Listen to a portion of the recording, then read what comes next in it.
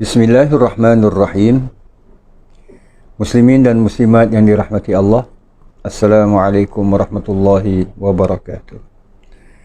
Alhamdulillah, wassalatu wassalamu ala rasulillah, Nabiyyina Muhammadin ibni Abdillah sallallahu alaihi wasallam wa ala alihi wa sahbihi wa man tabi'ahu wa wala. Alhamdulillah, dan selamat kita bertemu kembali dalam siri penghayatan kita pada surah yang begitu dekat di hati kita, surah Yasin, yang mana selangkah demi selangkah kita teruskan kembara kita, penghayatan kita pada surah yang begitu banyak peringatan yang Allah Subhanahu wa Ta'ala firmankan untuk menjadi pedoman dan juga pegangan dalam kehidupan kita, insya-Allah. Muslimin dan muslimat yang dirahmati Allah, siaran ini adalah merupakan bahagian yang kelima dari fasa yang ketujuh. Fasa yang ketujuh ini adalah antara ayat 71 hingga 81, yang mana Allah Subhanahu wa Ta'ala menerusi fasa yang ketujuh ini mengajak manusia untuk menggunakan dan senantiasa malah menggunakan akal fikiran yang dianugerahkan oleh Allah untuk memikirkan alam kejadian ciptaan Allah Subhanahu wa Ta'ala yang maha indah ini. Dalam siaran yang lalu, menerusi bahagian yang keempat, kita telah menghayati kisah pembantah tegar Al-As bin Wa'il, iaitu antara ayat 77 hingga 79, di mana orang seperti Al-As bin Wa'il ini mencabar Nabi dengan ia membawa tulang yang dah reput, kemudian bila sampai depan Nabi ia hancurkan, dan ia mengatakan dengan sinisnya, "May yuhyil 'idhama wa hiya ramim." Itulah cabarannya. Siapa yang mampu menghidupkan kembali tulang belulang yang dah reput ini? So, muslimin dan muslimat yang dirahmati Allah, Allah Subhanahu wa Ta'ala kemudian memberikan jawapannya. Dan insya-Allah dalam siaran ini, dua ayat yang merupakan penghujung fasa yang ketujuh ini, iaitu ayat 80 dan 81, di mana kita akan menghayati Al-Quran menyindir orang seperti Al-As bin Wa'il ini, pembantah tegar ini, sebagai salah satu di antara cara, mungkin cara nasihat orang sepertinya tak boleh dengar, tak dapat menerima, mungkin cara tak sesuai, lalu digunakanlah langkah yang lain, cara yang berbeza, agar mudah-mudahan dengan cara yang berbeza ini, bila Nabi SAW sampaikan, orang yang jenis kepala bat, orang yang jenis degil macam Al-As bin Wa'il, pembantah tegar ini, dapat menerima. Itulah di mana sindiran Al-Quran pada ayat 80 dan 81, insya-Allah kita hayatinya. Menerusi firman Allah, A'udzubillahi minasyaitonir rajim. الذي جعل لكم من الشجر الأخضر نارا فإذا أنتم منه توقدون. Tuhan yang dipersoalkan, mampukah dia ini, Tuhan ini, menghidupkan kembali tulang belulang yang telah hancur lebur ini? Maka Tuhan ini Allah sindir, Allah jelaskan kepada orang yang degil seperti Al-As bin Wa'il ini. Tuhan ini yang telah menjadikan api dari pohon-pohon yang hijau basah untuk kegunaan kamu. Ja'ala lakum, kegunaan bagi kamu. فَإِذَا أَنْتُمْ مِنْهُ تُوقِدُونَ, maka kamu pun dengan pohon-pohon yang hijau basah ini, kamu menyalakan api dari pohon-pohon itu. Muslimin dan muslimat yang dirahmati Allah, ini ayat 80. Kita tinjau dulu, kita hayati dulu. Allah menegaskan, dialah Allah yang menjadikan buat kamu ini pohon-pohon. Pohon-pohon ataupun pokok-pokok yang hijau. Maknanya yang masih hidup. Yang mana akhirnya, kamu tiba-tiba, pokok yang hidup ini, kamu jadikannya sebagai bahan untuk api yang membakar. Maknanya muslimin dan muslimat yang dirahmati Allah, kita fikirkan ya, pokok ni, ini sebab itu kita katakan Allah menyindir. Pokok yang mana dahan-dahan ataupun batang pokok itu, yang pada suatu ketikanya dia ini mungkin kecil, bila dah besar maka ia mengeluarkan dahan-dahan dan daun-daun yang banyak. Tak usah jauh-jauh lah muslimin dan muslimat yang dirahmati Allah. Kalau nak perkatakan tentang pokok rambutan, pokok mangga di daerah seperti sekitar Makkah, pokok-pokok seperti ini tak ada. Yang ada kebanyakannya adalah pokok-pokok daripada kurma, pohon-pohon kurma. Yang mana pohon-pohon kurma ini bila mana kalau berbuah, bertandan-tandan, ya Allah, punyalah banyak, sedap mata memandang. Bermakna pokok ataupun pohon itu masih lagi menghijau, masih lagi hidup. Lalu bila mana dia dah tua, kamu keringkan yang tadinya ianya basah, yang diistilahkan minasyajaril akhdari, daripada pokok ataupun pohon yang hijau, yang masih lagi basah, yang masih lagi muda, kamu akhirnya jadikan pohon ini bila mana dah tak berbuah lagi, kamu jadikannya sebagai kayu api untuk memanaskan tubuh badan kamu, untuk memasak makanan kamu, dan apa jugalah kegunaan yang lain. Jadi muslimin dan muslimat yang dirahmati Allah,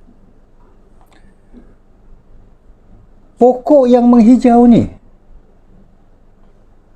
yang dah lama ibarat berkhidmat kepada kamu, memberikan kamu buah-buahan yang begitu banyak, sehingga kamu dapat makan sebahagiannya, dan sebahagiannya lagi mungkin kamu perdagangkan. Tiba-tiba pokok ini yang dah tak berbuah lagi, yang dah tak mengeluarkan hasilnya lagi, kamu jadikannya sebagai kayu api bagi kegunaan kamu yang lain. Tapi lepas tu dah tak ada cerita lah, pasal dah bila dah dijadikan, dah jadi abu semua, mana boleh digunakan lagi kan, habis begitu saja. Bermakna Allah menyindir, yang mana akhirnya kamu ini, cubalah fikirkan, cuba kamu fikirkan, pokok-pokok ini yang hijau, kemudian bila dah tak, ibarat tak berguna lagi, kamu nyalakan dia sebagai bahan kayu api untuk kegunaan kamu. Muslimin dan muslimat yang dirahmati Allah,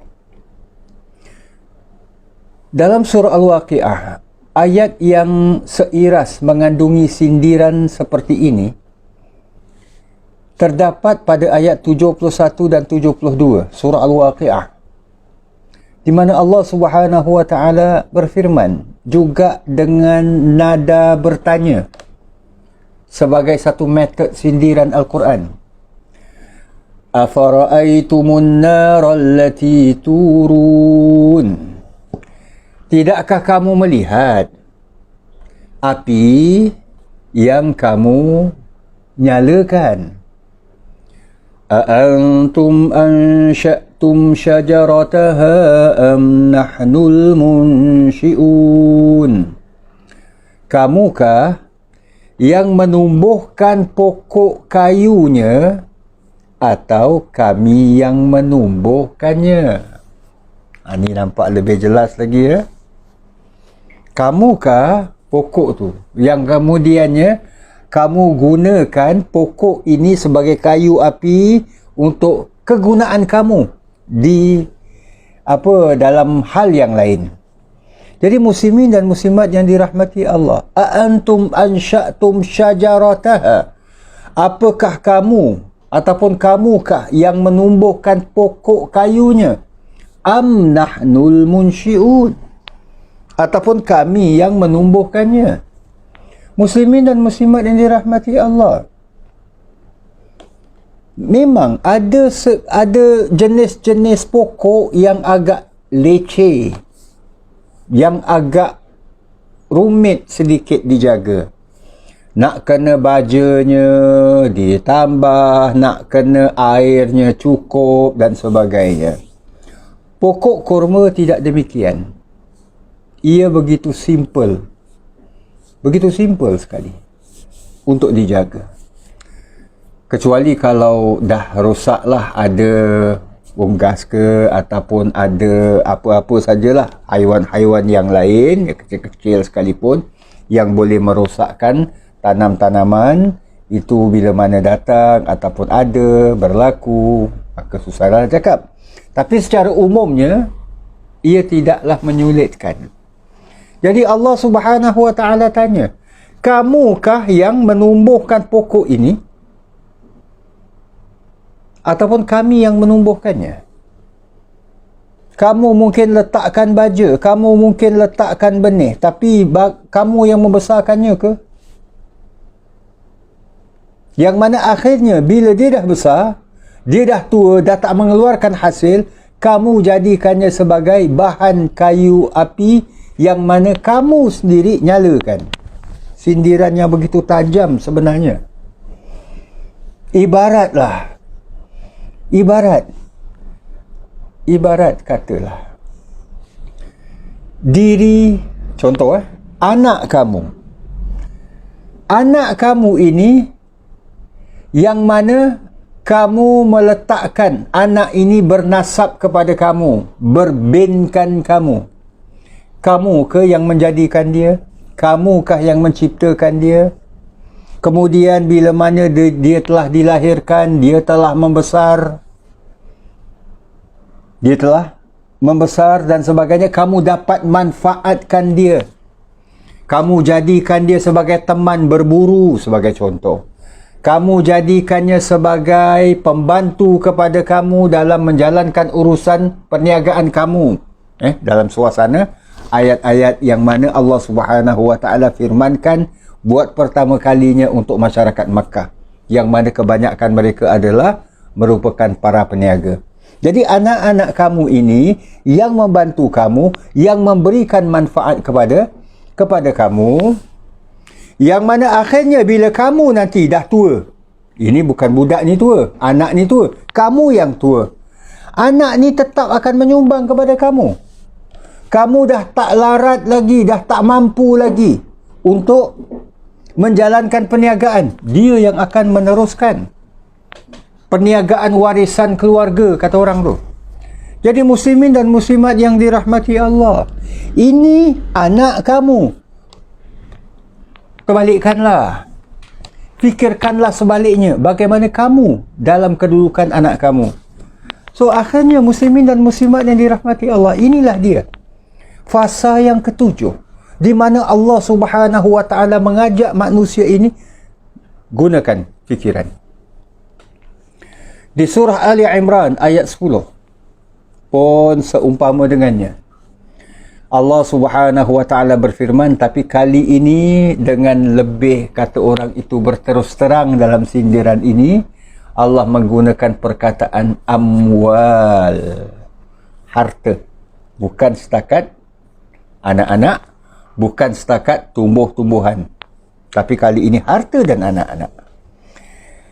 Kita hayati firman Allah ayat 10 surah Ali Imran. Innal ladzina kafaru lan tughniya anhum amwaluhum wala auladuhum minallahi syai'a. Sebenarnya harta benda orang-orang kafir, bahkan anak-anak mereka juga, tidak sekali-kali akan menyelamatkan mereka dari azab siksaan Allah. Tak akan menyelamatkan mereka sedikit jua pun. Syai'a. Wa ulaika hum waqudun nar. Dan mereka itulah menjadi bahan bakaran api neraka. Muslimin dan muslimat yang dirahmati Allah. Amwal, harta kamu. Kamu cari susah payah. Kamu buat perniagaan. Kamu memerlukan modal. Kemudian letaklah kalau perniagaan itu dalam bentuk buka kedai. Macam orang-orang Mekah dulu. Buka kedai, tunggu pelanggan datang. Bila buka kedai, pagi-pagi nak kena buka. Agak-agak kalau dah lepas tengah hari, baru nak buka kedai, duk pakai nampak, buka lah. Tak lama lagi tutup terus.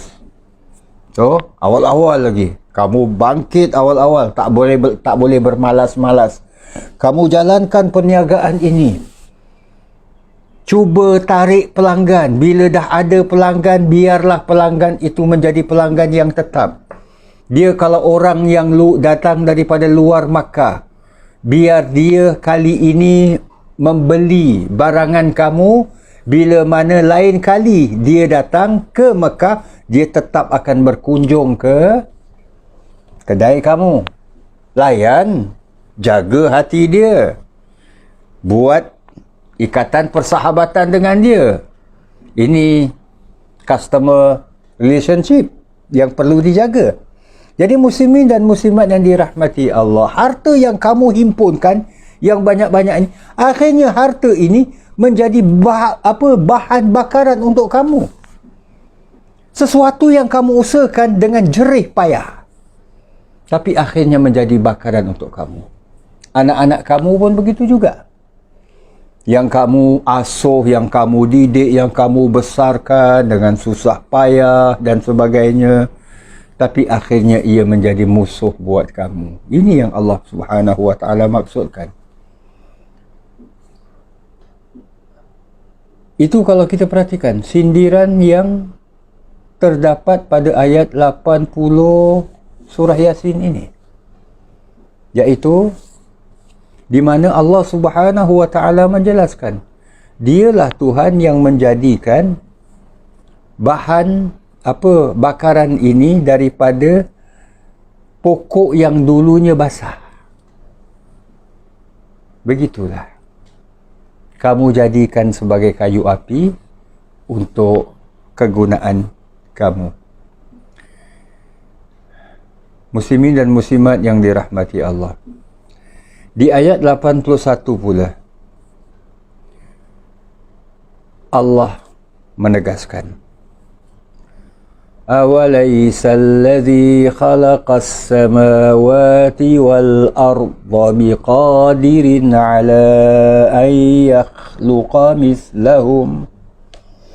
Tidakkah diakui, masih berdegilkah, masih tak nak percayakah, masih nak terus membantahkah bahawa sebenarnya Tuhan kamu ini adalah Tuhan yang telah menciptakan langit-langit dan bumi. Tuhan yang sama ini juga biqadirin ala ay yakhluqa mithlahum. Dia adalah Tuhan yang berkuasa menciptakan semula manusia sebagaimana yang telah diciptakan dulu. Sebelum manusia itu ada, Tuhan ini mengadakan, mencipta dia. Bila dia dah mati, Tuhan ini juga berupaya untuk menghidupkannya kembali.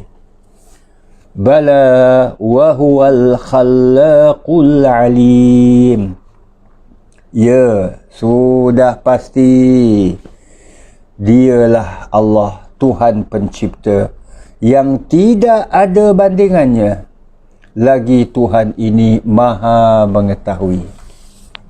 Tulang belulang macam contoh yang didatangkan oleh Al-As bin Wa'il ini. Tulang belulang yang dihancurkan, Allah tahu itu tulang siapa yang dia hancurkan. Tulang ini adalah tulang, umpamanya lah macam kisah yang kita ambil dalam siaran yang lalu, tulang ayahnya yang telah meninggal dunia. Ayahnya pula sifat fizikalnya bagaimana? Umpamanya orangnya lehernya jenjang ke, umpamanya besar tinggi ke ataupun rendah, orangnya wajahnya bujur sirih ke ataupun bulat ke, Allah serba tahu. Allah akan ciptakannya semula, menciptakannya semula tanpa berubah. So muslimin dan muslimat yang dirahmati Allah, takkanlah Tuhan yang dulunya menciptakan dia daripada tak ada kepada ada, Tuhan ini tidak mampu untuk ciptakan. Di surah Al-Qiyamah ayat 3 dan 4, jangankan fizikal yang besar-besar ni, Allah tegaskan, ayahsabul insanu allan najma'a 'idhamah. Apakah manusia itu menyangka, mengira bahawa kami, yakni Allah, tidak berupaya, tidak mampu untuk menghimpunkan tulang-tulangnya? Bukan setakat menghimpunkan, bala qadirina ala an nusawwiya banana. Bahkan Tuhan ini, kami ini, kata Allah, mampu ala an nusawwiya banana, untuk kami ini susun kembali banana, iaitu sesuatu yang lebih halus lagi. Maksudnya adalah tulang-tulang jarinya. Tulang-tulang jarinya ini kami dapat menyusunnya, dapat menciptakannya balik asal. Salah satu di antaranya muslimin dan muslimat yang dirahmati Allah, kita maklum setiap kita, tamprin kita ni tak sama. Tak sama. Tidak akan ada kesamaan antara seorang walaupun tinggal kat ujung pulau di daerah, umpamanya lah di daerah Amerika, nanti akan ada seorang yang sama tamprinnya, cap ibu jarinya itu, dengan seorang yang tinggal di Papua New Guinea ke apa ke, umpamanya. Tak akan ada. So ini saja dah unik. Itu yang Allah dah katakan, kami mampu. Kalaulah Al-As bin Wa'il ini punya tamprin sekian, takkan sama dengan tamprin ayahnya.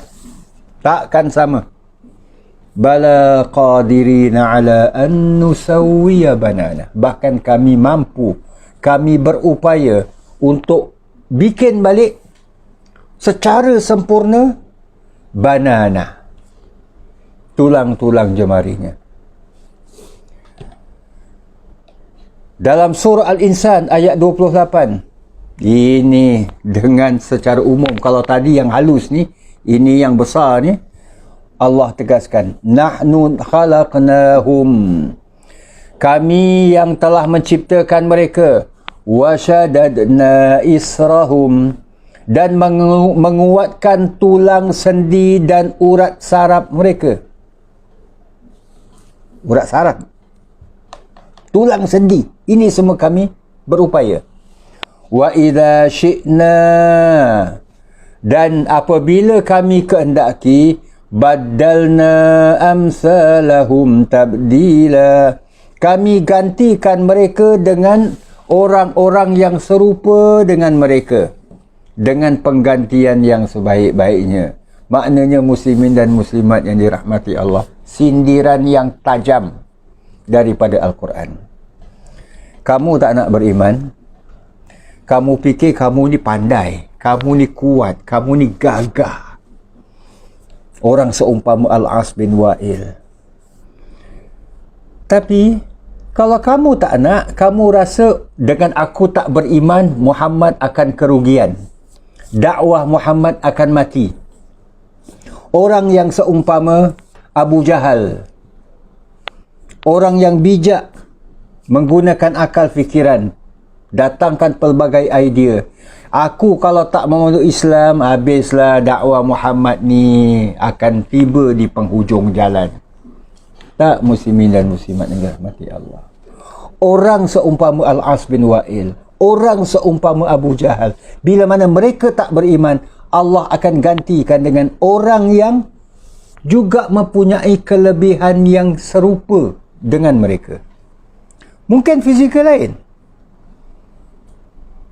Allah, kita perhatikan ya, Allah Subhanahu wa ta'ala kurniakan Umar ibn al-Khattab, kurniakan hidayah kepada beliau, akhirnya beliau memeluk Islam. Sebab itu Nabi pernah berdoa, ya Allah, perkukuhkanlah Islam ini dengan masuk Islamnya salah satu di antara dua Umar. Allahumma aizal Islam bi ahadil Umarain.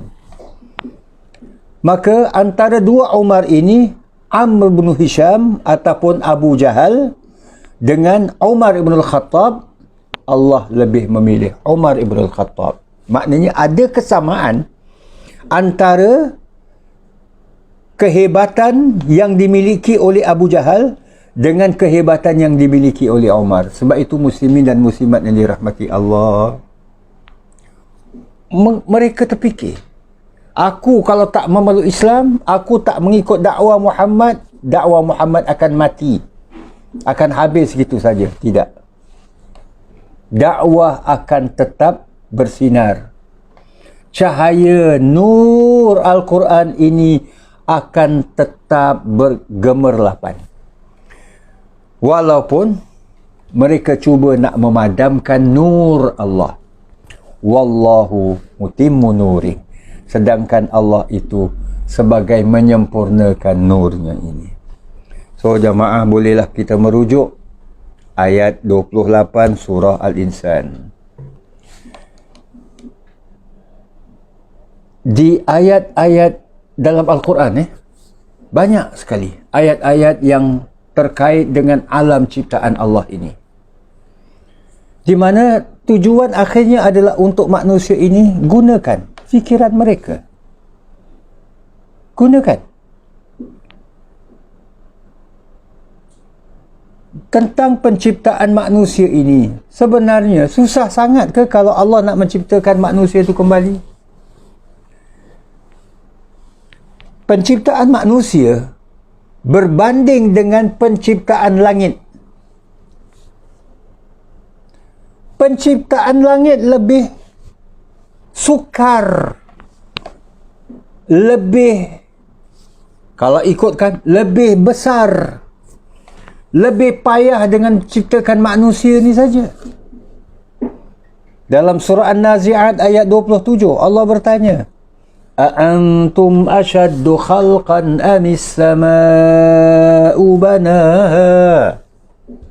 Apakah penciptaan kamu, wahai manusia, lebih sukar, lebih hebat, amis sama'u banaha, berbanding dengan langit yang kami bina. Dalam ayat yang lain, kami angkat dia bighairi amadin tarawunaha. Ini yang nak kita lihat, ayat 10 surah Luqman. Allah mengatakan, khalaqas samawati bighairi amadin tarawunaha. Allah telah menciptakan langit-langit bighairi amadin tarawunaha, tanpa tiang yang dapat kamu melihatnya. Dia begitu saja, tak terjatuh pun. Tak ada mana-mana tiang yang support dia, yang menampung dan menanggung dia. Tak ada. Tapi dia tak pernah jatuh pun. So, penciptaan kamu lebih hebat ke? Atau penciptaan langit ni? Di surah Al-Ahqaf ayat 33, Allah berfirman, awalam yarau anna Allah alladhi khalaqas samawati wal ard. Masihkah mereka ini mahu ingkar dan tidak mahu menerima serta tidak mahu memikirkan, mengetahui bahkan bahawa sesungguhnya Allah yang telah menciptakan langit-langit dan bumi ini, walam ya'ya bi khalqihin, dan Allah bila menciptakan langit-langit dan bumi ini tidak mengalami kesukaran dalam penciptaannya. Ya, kadang-kadang kita ni bila buat sesuatu perkara, dia punya benda yang kita buat ni lebih leceh sikit, lebih payah sikit, lebih sukar, lebih mencabar. Maka Allah Subhanahu Wa Ta'ala menegaskan, Allah Subhanahu Wa Ta'ala bila ciptakan langit-langit dan bumi ini tak mengalami kesukaran. Biqadirin ala an yuhyal mauta, tak menghadapi kesukaran untuk, berkemampuan untuk yuhyal mauta, untuk menghidupkan orang mati. Cubalah. Masih lagi mereka ingkarkah? Bala innahu ala kulli syai'in qadir. Bahkan sebaliknya, ketahuilah bahawa sesungguhnya Allah ini Maha berkuasa atas tiap-tiap sesuatu. Jadi masih nak ingkar lagi ke?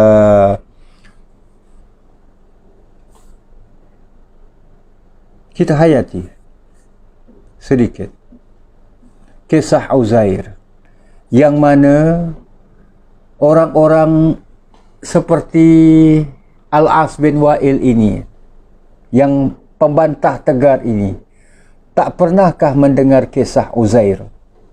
Kisah yang begitu dekat di hati dan ingatan orang-orang Yahudi khususnya, sehingga mereka menjadikan Uzair ini anak Tuhan.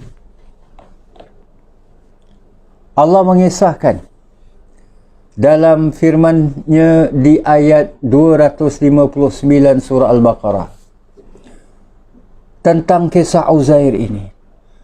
Au kalladhi marra ala qaryatin wa hiya khawiyatun ala urushiha, iaitu atau, cuba fikirkanlah, kisah tentang orang yang melalui. Orang yang melalui, Al-Quran tak menamakannya siapa dia. Cuma inilah dalam riwayat, sebutan, catatan orang-orang ahli kitab ini, itu lelaki itu adalah Uzair. Yang mana ia datang melalui sebuah negeri yang telah runtuh segala bangunannya. Habis dah. Tak ada satu orang pun. Dia seorang-seorang dengan menunggang keldainya sampai ke negeri tersebut, di mana bangunan tu ataupun negeri tu dah boleh dikatakan punah ranah. Kalau istilah orang kita ni, menjadi padang jarak, padang terkukur. So bila dia sampai, lalu ia mengatakan, qala anna yuhyi hadhihi Allahu ba'da mautiha. Orang itu berkata, bagaimana ya Allah akan menghidupkan, iaitu membina semula negeri ini sesudah matinya, iaitu sesudah rosak binasa orang-orangnya maupun bangunan-bangunannya. Maka bila dia berkata begini, فَأَمَاتَهُ اللَّهُ مِئَةَ عَامٍ ثُمَّ بَعَثَهُ. Kemudian Allah mematikan dia untuk tempoh 100 tahun. Kemudian Allah hidupkan dia balik. Hidupkan dia semula. Dan Allah bertanya kepadanya, qala kam labis. Berapa lama kamu berada di sini? Tanya kepada Uzair ni. Qala labistu yawman aw ba'da yawm. Dia menjawab, aku ni berada di sini paling-paling pun 1 hari ataupun tak sampai pun 1 hari. Qala bal labista mi'ata 'am. Allah berfirman, iaitu menerusi malaikat, tidak benar. Bahkan engkau bukan sekadar berada di sini 1 hari ataupun tak sampai 1 hari, kurang dari 1 hari, tapi kamu telah berada di sini mi'ata 'am, 100 tahun. Fanzur ila ta'amika wa syarabika lam yatasannah. Maka perhatikanlah kepada makananmu, perhatikanlah kepada minumanmu, masih tidak berubah keadaannya. Kamu datang bawa makanan kan, mungkin buah-buahan, kamu letakkan dia tu kat bawah di tempat itu dan kamu tengok masih tak berubah juga. Di situ juga keadaan. Wanzur ila himarika walinaj'alaka ayatan linnas. Dan sekarang ini tengok, lihat ke arah himarika, keldai yang kamu tunggangi, walinaj'alaka ayatan linnas, keldaimu yang hanya tinggal tulang belulang yang bersepah. Allah bila bangkitkan Uzair, Allah bangkitkan dia. Keldainya pun mati, sepah tulang-tulang, tapi Allah tak hidupkan. Maka itu yang Allah katakan, walinaj'alaka ayatan linnas. Dan kami lakukan ini untuk menjadikan engkau sebagai tanda kekuasaan kami bagi umat manusia lainnya. Ini yang membuatkan orang-orang ahli kitab, khususnya orang-orang Yahudi, katakan, ini special ni, ini mesti anak Tuhan ni. Okeylah, itu ada isu lah kan. Jadi nak kita lihat, kita kembali kepada ayat 259 surah Al-Baqarah ini. Allah firmankan, وَانظُرْ إِلَى الْعِظَامِ كَيْفَ نُنْشِزُهَا ثُمَّ نَكْسُوهَا لَحْمًا. Kemudian kata Allah, tengok keldai kamu kan yang dah mati, tulang belulang yang bersepah ni, bagaimana kami, kata Allah, kami menyusunnya kembali. Summa naksuha lahma. Kemudian tulang-tulang ini semua ni kamu lihat, kami salutnya dengan daging. So maknanya Allah hidupkannya semula secara berperingkat-peringkat depan mata kepala kamu dan kamu saksikan. Falamma tabayyana lahu qala a'lamu anna Allah ala kulli syai'in qadir. Maka apabila telah jelas kepada lelaki ini, Uzair ini, dia mengatakan, aku jelas, aku mengetahui bahawa sesungguhnya Allah ini adalah Tuhan yang maha berkuasa atas tiap-tiap sesuatu. Inilah muslimin dan muslimat yang dirahmati Allah, kisah Uzair. Kisah yang disebarkan, yang disampaikan, yang diceritakan, bahkan yang diperkongsikan oleh orang-orang ahli kitab kepada pemimpin-pemimpin Makkah, orang-orang Arab ini, tentang keistimewaan lelaki yang bernama Uzair, yang mana mereka ini akhirnya menjadikan Uzair ini sebagai anak Tuhan.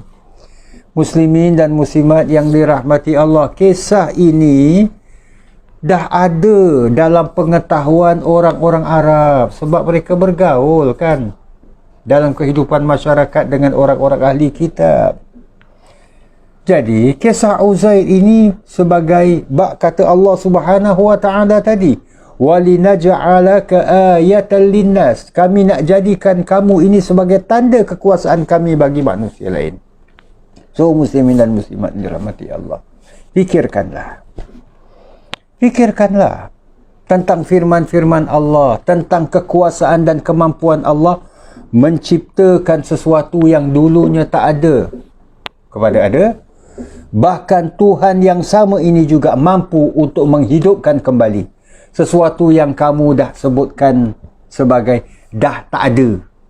Sekarang ni orang dah meninggal, kita sebut orang tu dah tak ada lagi, tapi Allah mampu menghidupkan dia kembali. Masih mahu membantah lagi ke? Alhamdulillah, kita dah sampai ke penghujung fasa yang ketujuh, iaitu ayat 81, di mana keseluruhan fasa yang ketujuh ini Allah mengajak manusia, fikirkanlah. InsyaAllah muslimin dan muslimat yang dirahmati Allah, di hadapan kita ada tinggal satu lagi fasa, iaitu fasa yang terakhir, fasa yang ke-8, iaitu daripada ayat-ayat yang menjadi penutup surah Yasin ini. InsyaAllah akan kita hayati dalam siaran yang akan datang dengan izin Allah Subhanahu wa taala. Terima kasih di atas kesudian bersama. Aqulu qawli hadza wa astaghfirullahal azim li wa lakum wa lisairil muslimin. Wassalamualaikum warahmatullahi wabarakatuh.